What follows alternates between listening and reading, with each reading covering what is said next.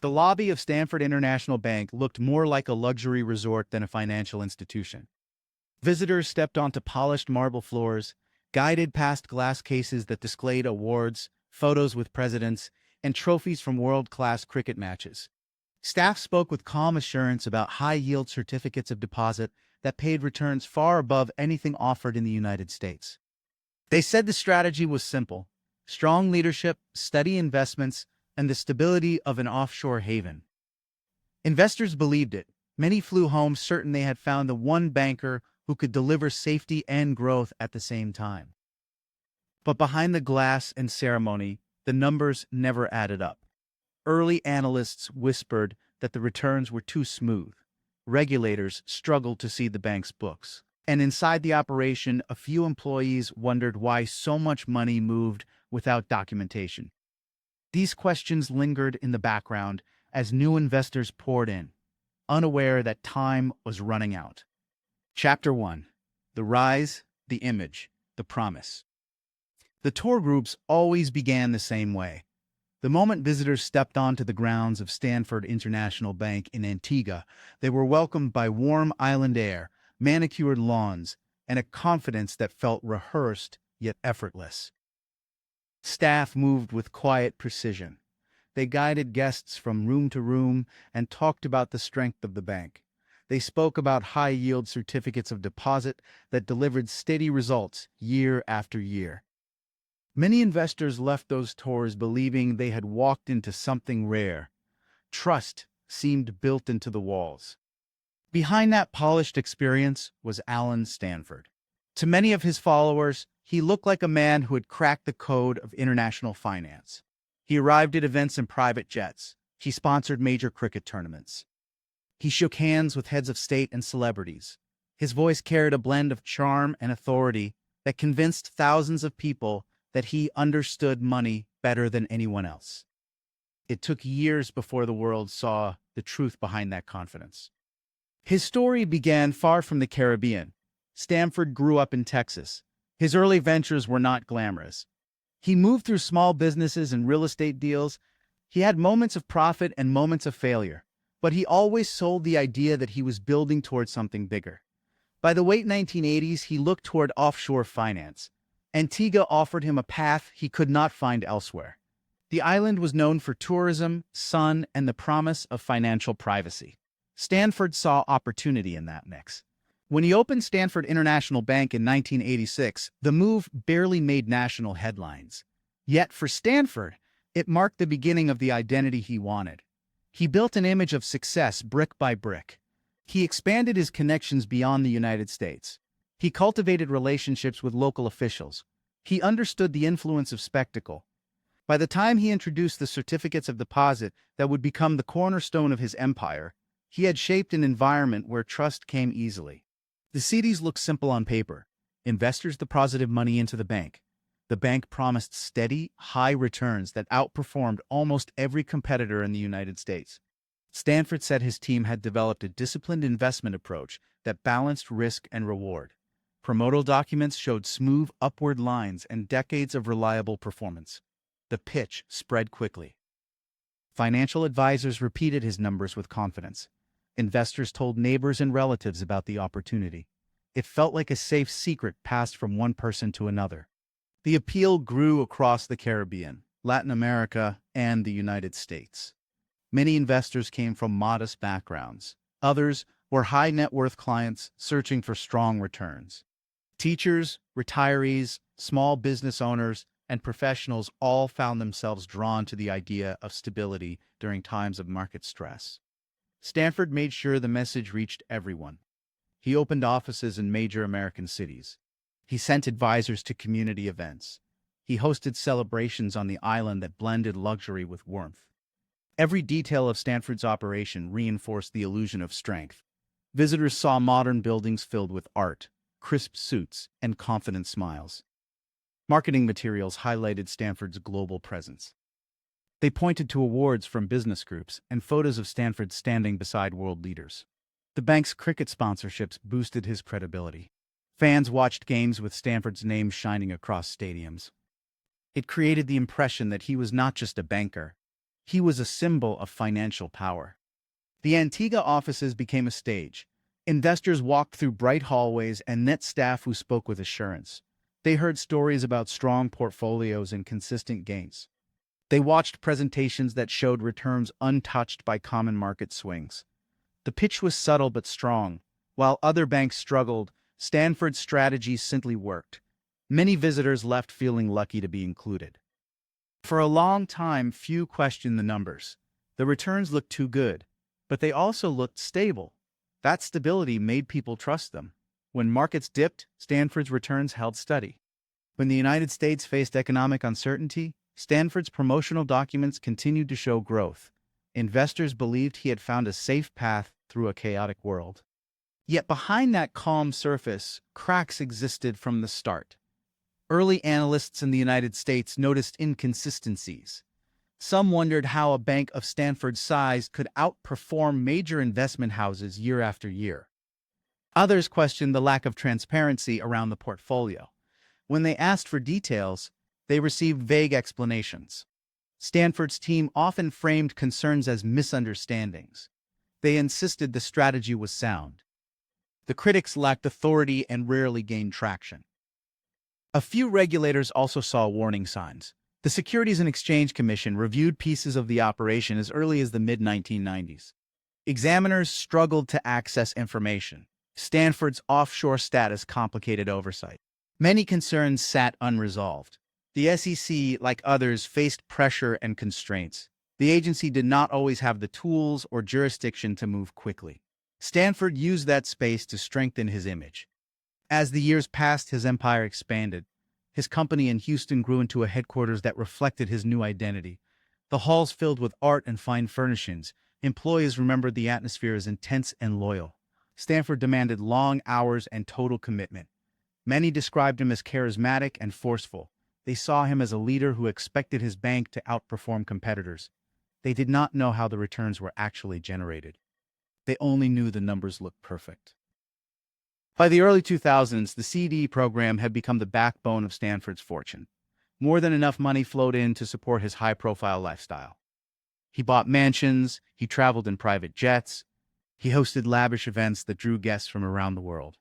All of it reinforced the appearance of strength. Investors felt reassured when they saw how Stanford lived. They believed someone with this level of success knew how to protect their savings. Inside the bank, a small circle handled the flow of money. Most employees had limited access to financial records. Stanford controlled the structure with precision. He trusted only a few people with sensitive information. That concentration of control made oversight nearly impossible. Staff members who asked too many questions found themselves reassigned or discouraged. The culture rewarded loyalty over scrutiny. Despite the firm image of success, the operation relied on constant inflows. The bank needed new deposits to maintain the appearance of steady returns. This requirement was never openly discussed. Investors were told that their money was placed in safe, diversified assets. They were shown charts that suggested thoughtful investment methods. The truth stay walked away. In the background, whispers grew louder. Some advisors noticed contradictions in documents. A few investors wondered why statements did not show the same fluctuations found in major markets. Former employees raised concerns privately. Still, the empire grew. Stanford's critics often lacked strong evidence. Many early warnings were ignored. Meanwhile, Stanford promoted himself as a global figure. He donated money to charities. He became a major sponsor of international cricket. He posed with athletes and government leaders. The image of a philanthropist and financial visionary cemented his reputation. Antigua granted him a knighthood, which strengthened the title he often used. All 1MB, many investors believed they were working with a man recognized for excellence at the highest levels. The island itself added to the illusion. Antigua offered sunlit beaches and a relaxed atmosphere. Investors who visited felt safe and privileged. The combination of Caribbean charm and financial sophistication created a setting that looked honest. The idea of fraud in such a place felt impossible to imagine. Yet, some institutional investors remained skeptical. They asked questions about the bank's structure. They wanted to know how returns were generated with such consistency. Stanford's representatives responded with polished explanations that sounded confident but lacked detail. Those responses satisfied many people who wanted to believe. Regulators occasionally returned with new questions, but progress was slow. Each inquiry prompted defensive moves from Stanford's legal and financial teams. New investors kept joining. Old investors reinvested their interest payments. The cycle looked unbreakable. By 2006, Stanford stood at the peak of his influence. His empire stretched across continents. His events drew massive crowds. Financial advisors across multiple countries promoted his CDs.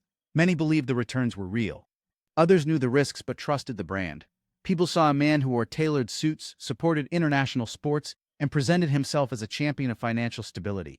The perception of success created its own momentum.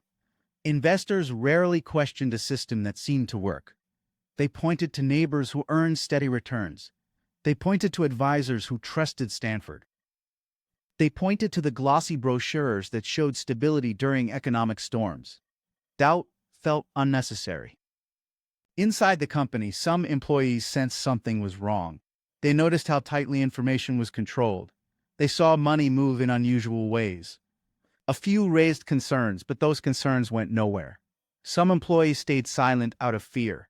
Others convinced themselves the bank had unique methods they did not fully understand. As the decade moved toward its end, the outside world changed. Markets grew volatile. Investors watched the United States face growing financial strain, and many sought safe places to store their savings. Stanford's CBs seemed even more attractive during this uncertain period. His pitch looked tailor-made for anxious times. Deposits surged.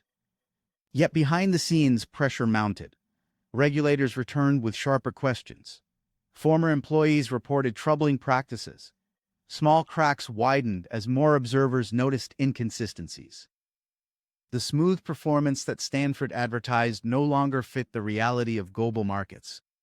The first true alarms began to sound. From Antigua to Houston, tension slowly grew inside the empire. Stanford continued to project confidence. He held events and repeated the same message of stability, but questions about the bank's portfolio kept returning. The illusion that once looked unbreakable was beginning to thin. By the end of 2008, some investors quietly wondered if they should withdraw their money. A few advisors expressed concern. Regulators pushed harder for transparency. The stage was set for a confrontation. The world had not yet seen the full structure of the operation, but the first major shift had begun. The empire Stanford built through charm, spectacle, and confidence stood tall on the outside. Inside, the foundation started to shake. The question that lingered beneath the surface was simple. How long could an image this polished survive the pressure of truth? The answer was coming. It would begin with people inside the operation. It would spread to regulators who had waited years for clarity. And it would soon reach the investors who trusted Stanford with their life savings. The first chapter of the rise was ending. The chapter of scrutiny was about to begin. The world still saw Stanford as a symbol of financial success. They did not yet know how fragile that symbol had become. The collapse had not arrived, but the conditions that would trigger it were already forming. The story of confidence was nearing its limit. The truth waited just beyond view, ready to force its way into the light. Chapter 2. Cracks in the Castle. The first signs of trouble did not come from regulators. They came from people who had once believed in the operation. Some were employees who worked inside Stanford International Bank's offices in Antigua. Others were financial advisors connected to the network across the United States and Latin America. They noticed problems in documents or in the flow of money. At first, the observations looked small, a statement that did not match earlier reports. A missing record, a number that changed without explanation. In any other bank, these issues would have demanded answers. At Stanford's bank, they created quiet worry. Inside the Antigua offices, a few staff members whispered about unusual movements in accounts. They saw funds routed through internal channels instead of external investments. They wondered why so much money sat under Stanford's direct control. Some employees began to ask questions. They wanted clarification about how the bank generated such consistent returns. They did not receive clear explanations. Managers responded with reassurances that sounded prepared. They repeated the same message. The strategy worked. The bank's success came from discipline and vision. Those reassurances did not calm everyone.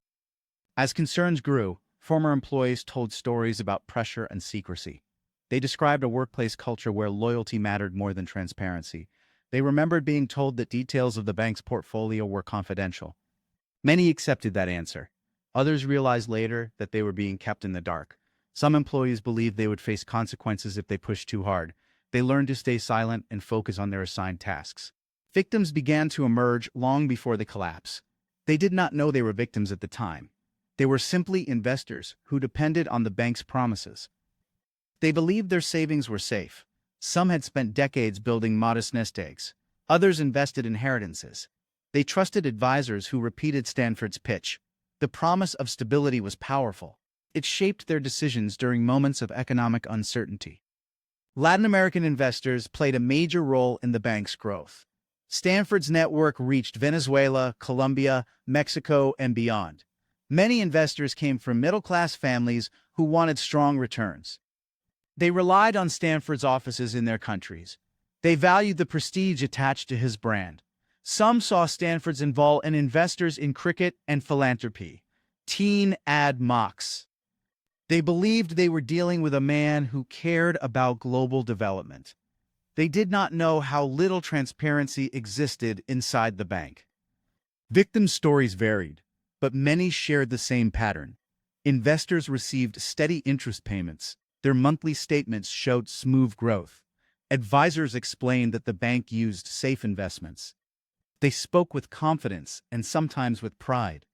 To many people, Stanford CDs became a symbol of financial security during uncertain times. This illusion held strong for years.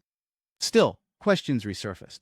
A few analysts outside the bank pointed out that returns should rise and fall with global markets. Stanford's returns did not shift. They stayed smooth, even during periods when international markets struggled. That consistency suggested the investments were not behaving like genuine market assets. When analysts expressed doubt, supporters dismissed the concerns. They insisted Stanford had a unique strategy that averaged out volatility. Inside the United States, financial advisors occasionally encountered inconsistencies in documents. Some noticed that promotional materials changed from quarter to quarter. Numbers did not always align. Explanations from the bank's representatives sounded confident but lacked detail. Advisors who pressed for answers sometimes felt brushed aside. Over time, the doubts among a small group grew. They sought clearer evidence of how the bank generated returns. They rarely received it. By the early 2000s, forensic accountants unrelated to the case also noticed the unusual patterns. They discussed the issue at conferences or in private professional circles. They understood that steady returns were not impossible, but they were rare. The odds of achieving them at the level advertised by Stanford looked low. They questioned why no credible third-party firm had verified the portfolio. These doubts did not reach the general public. They remained topics among specialists who lacked direct access to the bank's records. The culture inside Stanford's companies made it difficult for employees to speak openly. Workers described a hierarchy shaped by fear and admiration. Stanford rewarded loyalty with promotions, travel opportunities, and access to exclusive events. Those who appeared skeptical often found themselves sidelined. They received fewer responsibilities or less access to information. Some resigned quietly, unwilling to stay in an environment that discouraged transparency. A few former employees eventually contacted regulators after leaving the company. They reported irregularities they had witnessed. They explained how documents were controlled. They described how Stanford maintained a tight grip on financial information. Some warned that investor funds were not being handled the way clients were told. Their reports did not always lead to immediate action. Regulators faced legal constraints and jurisdictional challenges. Offshore banking added layers of complexity that slowed investigations. The Securities and Exchange Commission returned to the case with renewed interest during the mid-2000s. Pressures from earlier reviews resurfaced. More employees had come forward with concerns. Investigators began examining the bank's structure more closely. They requested documentation to support the claim that billions were invested in safe, diversified assets. The bank responded with reports that looked polished but lacked verifiable data. The SEC pushed back. Regulators struggled to gain direct access to the bank's portfolio. Stanford and his legal team gave explanations that stretched meetings into long exchanges without clear answers. Some investigators felt that Stanford relied on charm to delay or distract. Others felt he used the complexities of international law to stall. These delays strengthened the resolve of some examiners. They believed something deeper needed to be uncovered. During this period, whistleblowers continued raising concerns. Some provided detailed accounts of money moving between accounts without proper documentation. Others described pressure to sign off on statements they could not verify. Their information began to form a pattern.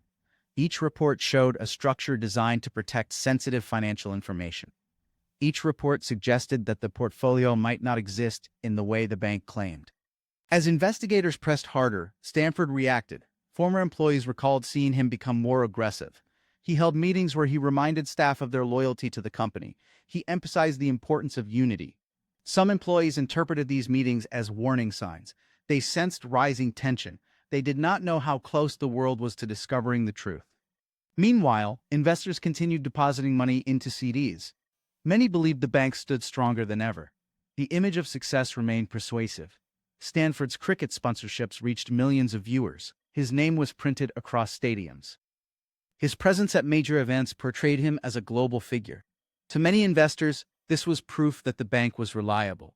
They could not imagine that the foundation beneath that image was starting to fracture. In the Antigua offices, financial staff began experiencing delays in transferring funds for withdrawals. Some withdrawals took longer than before. Advisors explained the delays as routine administrative issues. Many investors accepted that answer. Only a few suspected deeper problems. Some asked for full redemption of their CDs. When they encountered delays, they felt uneasy. Internal accountants working for regulators began running models to test the bank's claims. They compared the bank's stated returns to performance patterns in global markets. The results did not align. The numbers looked impossible. They reflected growth that no legitimate portfolio could achieve without extreme risk. Regulators saw this as a sign that something was wrong. In the United States, the SEC expanded its internal review. More analysts were assigned to the case. They compared information from different years to track changes in the bank's financial statements. They noticed unusual shifts in reported asset values. They saw inconsistencies between public claims and private documents. The case gained momentum. During interviews, former employees provided first-hand accounts of how Stanford operated. They described how documents were prepared. They recalled moments when they suspected the returns were being manipulated. Some admitted they did not fully understand the operation until long after they left.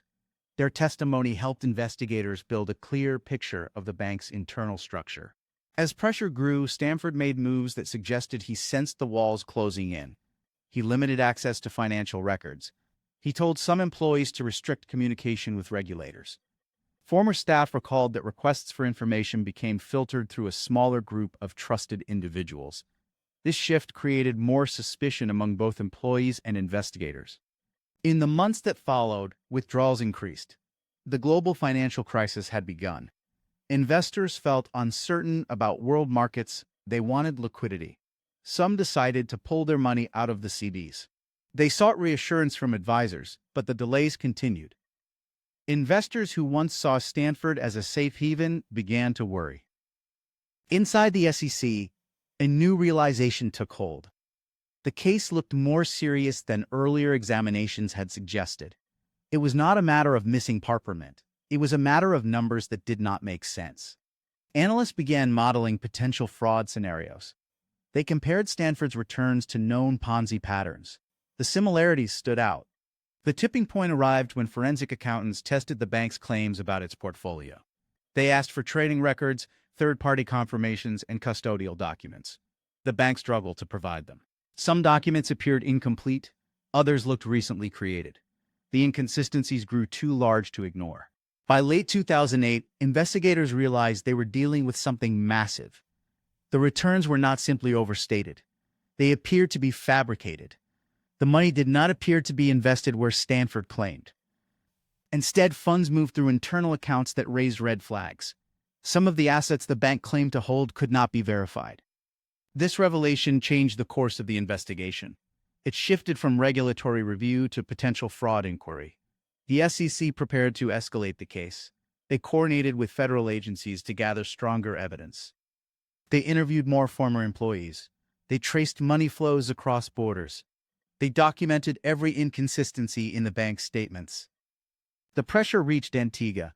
Local authorities received inquiries they had not seen before. Questions about Stanford's financial practices increased.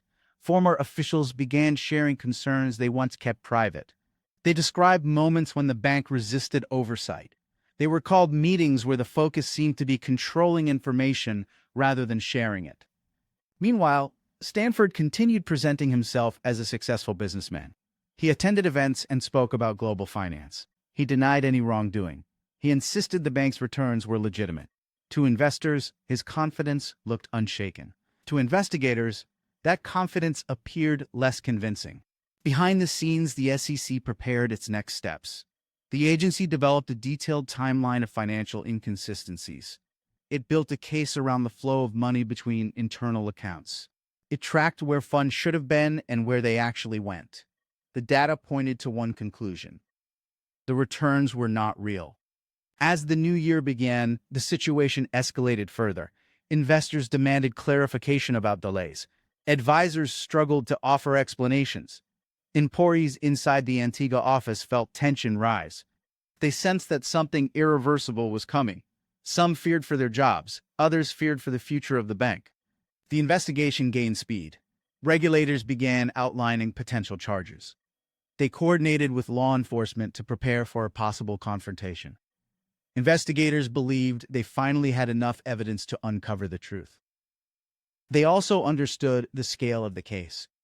18,000 investors had entrusted their savings to Stanford. Billions of dollars were at stake. By early 2009, the cracks in the castle had widened. The illusion that Stanford had built for more than 2 decades began to break apart. The questions that once lived in shadows moved into the open. The truth pushed closer to the surface. The stage was set for the moment when investigators would reveal what the operation had been hiding all along. The castle still stood, but the foundation was failing. Inside the bank, employees felt the shift. Outside, regulators prepared their final move. Investors waited, unaware that everything they trusted was only days away from collapse. Chapter 3: The Fall, the Reckoning, the Aftermath. In early 2009, the pressure that had built for years finally reached a breaking point. Regulators returned to Stanford International Bank with a clear objective. They needed the documents that the bank had delayed or avoided providing. They needed proof of the assets that Stanford claimed to hold. They needed to determine why billions of dollars looked untraceable. The investigators were no longer exploring concerns. They were preparing for a confrontation. Inside the Antigua offices, employees sensed the shift. They saw regulators arrive with questions that had sharper focus. They watched as the calm atmosphere of earlier years faded into anxiety. Some employees tried to maintain routine, but the tension grew. Managers held meetings that emphasized loyalty. They urged staff to remain united. Conversations now took place behind closed doors. In the United States, the Securities and Exchange Commission advanced its investigation. Analysts reviewed years of financial statements, line by line. They compared public claims to internal data. They examined how funds moved between accounts. They looked for the investments that were supposed to back the high-yield certificates of deposit. They struggled to find evidence that those investments existed. The more they searched, the more the gaps became impossible to ignore. The breakthrough moment occurred when investigators traced billions of dollars that the bank claimed to hold in safe, diversified assets. Regulators requested third-party confirmations. They expected the custodians to verify holdings. Instead, they received nothing. Some custodians reported they did not have the accounts the bank claimed. Others could not confirm the existence of the assets. The absence of proof struck investigators as decisive. The numbers could not be reconciled with reality. This revelation triggered a coordinated response among federal agencies. The SEC worked with law enforcement to gather final evidence. They prepared for a possible seizure of records. They developed a timeline that showed how funds moved from new deposits to earlier investors. The structure looked consistent with a Ponzi scheme. The investigators believed the bank was not investing money as promised. Instead, they saw signs that funds supported Stanford's lifestyle and filled holes created by earlier payouts. In Antigua, local authorities received inquiries from the United States that demanded attention.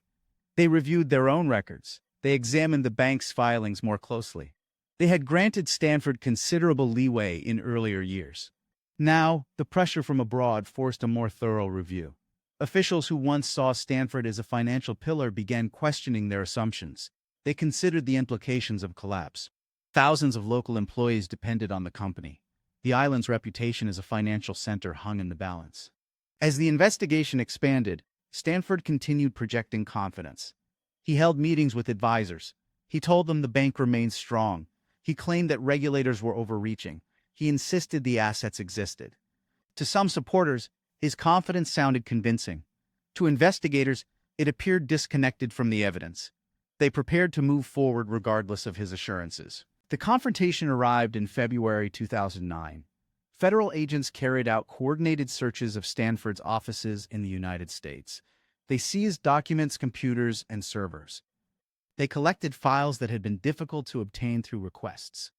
The searches marked the moment when the case shifted from investigation to enforcement. Investors around the world heard the news within hours. Fear spread quickly. In Antigua, regulators visited the bank and demanded access to records. Employees saw the seriousness of the situation. Some realized for the first time that the bank might not survive. Managers attempted to maintain order. They told staff to keep calm. They reminded them that the bank had faced challenges before, but the presence of regulators walking through the halls made those assurances feel hollow. Investors bombarded advisors with questions. They wanted to know if their money was safe. Some tried to withdraw funds immediately. They encountered delays. Advisors struggled to provide clear information. They repeated statements from the company. They insisted the bank was stable, but as withdrawals increased, delays worsened. Many investors realized something was terribly wrong. Within weeks, the SEC filed charges against Alan Stanford and his top executives. The complaint alleged that Stanford had orchestrated a multi-billion-dollar Ponzi scheme. It claimed that the bank's high-yield certificates of deposit were backed by fabricated investment portfolios. It accused Stanford of misleading investors for years. The charges detailed how funds moved through internal accounts and supported Stanford's personal expenses. The filing of charges caused immediate repercussions. Stanford Financial Group faced collapse. Employees across multiple countries lost their jobs. Investors feared losing their savings. Governments acted quickly. In Antigua, authorities froze assets and seized control of the local operations. They worked with international regulators to document the bank's records. They attempted to understand the full scale of the collapse. Stanford denied the accusations. He claimed the charges were politically motivated. He insisted that the bank's assets were real. He argued that the company's problems stemmed from a global financial crisis. He maintained his innocence in interviews. His statements did little to slow the investigation. Regulators continued gathering evidence. Former employees cooperated. Investors shared their experiences. The case grew stronger as more information surfaced. Forensic accountants documented how funds were used. They traced money from new deposits to earlier investors. They identified large transfers that supported Stanford's personal spending. They found no credible evidence that the bank had invested deposits in legitimate assets. Their report supported the SEC's claim that the CDs were built on deception. What's the biggest issue? Yeah. You're right. Are you similar to it? No. As the case moved forward, Stanford faced increasing legal pressure. Federal authorities arrested him. He was ordered to remain in custody while awaiting trial. Prosecutors were to assemble a comprehensive case. They interviewed former executives. They reviewed thousands of documents. They analyzed years of financial records. Their evidence highlighted a pattern of misrepresentation that spanned decades. The trial process unfolded over the next several years. Stanford maintained his innocence throughout. He claimed he had built a legitimate empire. He blamed the collapse on regulators and market conditions. The prosecution argued that Stanford knowingly misled investors. They presented evidence of fake account statements. They showed discrepancies in financial records. They highlighted testimony from former employees who described the internal structure of the operation.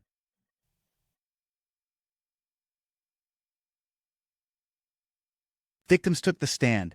They described their losses in straightforward, emotional terms. They spoke about retirement savings that disappeared. They spoke about homes they could no longer afford. They described the trust they once placed in Stanford's name. Their testimony illustrated the human impact of the Ponzi scheme. It gave the case a depth beyond numbers. The jury reviewed the evidence.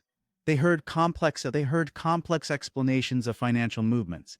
They listened to experts who reconstructed the flow of funds. In the end, they found him guilty on multiple counts, including wire fraud, mail fraud, and obstruction. The court sentenced him to 110 years in prison.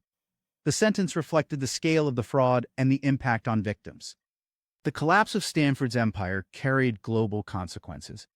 Thousands of investors lost their savings. Governments in multiple countries reviewed their own regulatory systems.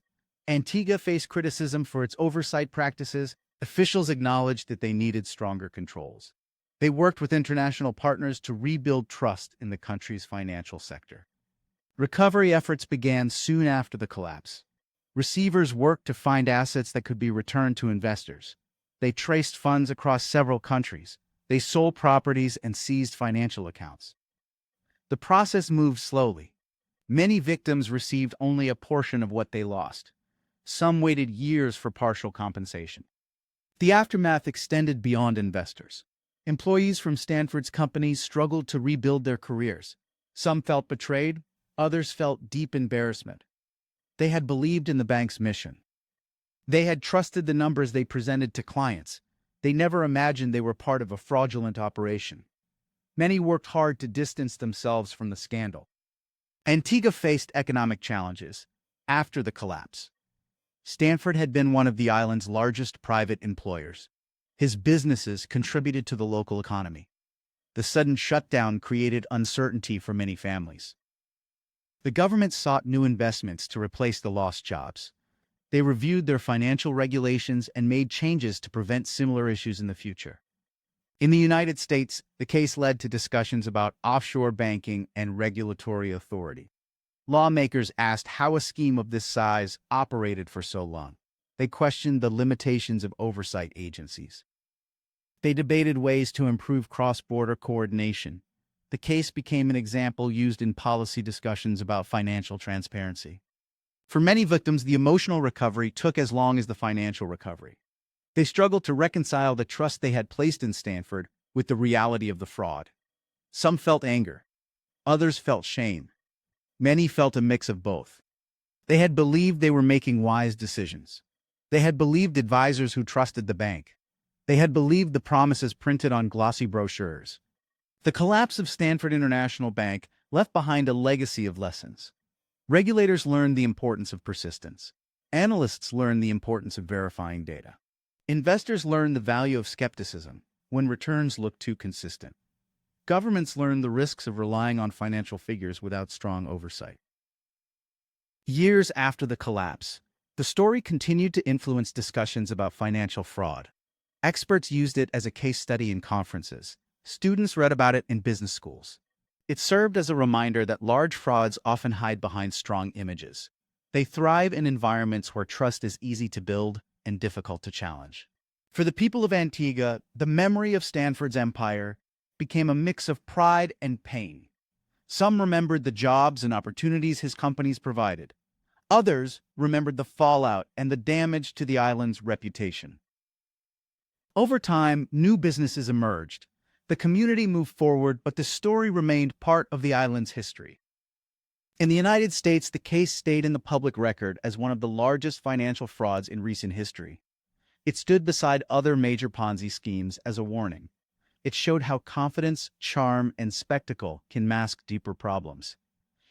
It illustrated the importance of asking questions even when answers appear polished. The rise and fall of Alan Stanford revealed how a system built on trust can collapse when that trust is abused. It showed how investors from many backgrounds can be drawn into promises of stability. It demonstrated how regulators must remain vigilant. It highlighted the cost of fraud in human terms. As the years passed, Stanford remained in federal prison. He continued to claim innocence. He insisted he had built a legitimate empire. His claims did not change the facts established during the trial. The evidence showed a long-running pattern of deception. The impact of that deception continued to shape lives long after the sentence was handed down. When the story of Stanford International Bank ended in courtrooms and recovery efforts, but its lessons continued. It encouraged stronger oversight. It influenced future investigations. It reminded people that appearance does not equal truth. For investigators, it became a benchmark for detecting fraud. For victims, it remained a reminder of the importance of caution. The collapse forced regulators to confront the challenges of offshore finance. It pushed governments to improve communication across borders.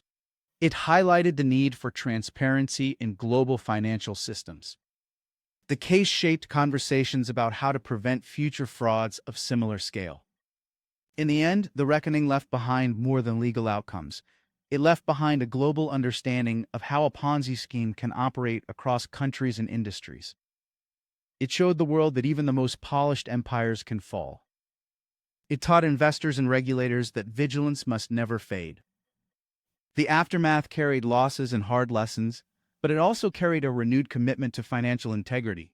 The story closed with accountability, changes in policy, and efforts to restore trust. It remained a stark reminder that confidence without verification can lead to devastation. The final chapters belong to the victims rebuilding their lives, the communities recovering from economic damage, and the regulators refining their tools. Their work continued long after the trial ended. Their perseverance offered a counterweight to the fraud that had once thrived in the shadows. The fall of Alan Stanford's empire marked the end of a long deception. It opened a pathway towards stronger systems. It left behind a cautionary story about the consequences of unchecked power. And it reminded the world that even the largest schemes eventually reach a point where truth takes over. The story had begun with polished marble floors and promises of stability. It ended with courtroom verdicts and a prison sentence measured in decades. The reckoning revealed everything the image had hidden. The aftermath showed how people and institutions rebuild after betrayal. The lessons remain clear. Trust requires transparency, oversight requires persistence, and no financial empire is immune to the truth.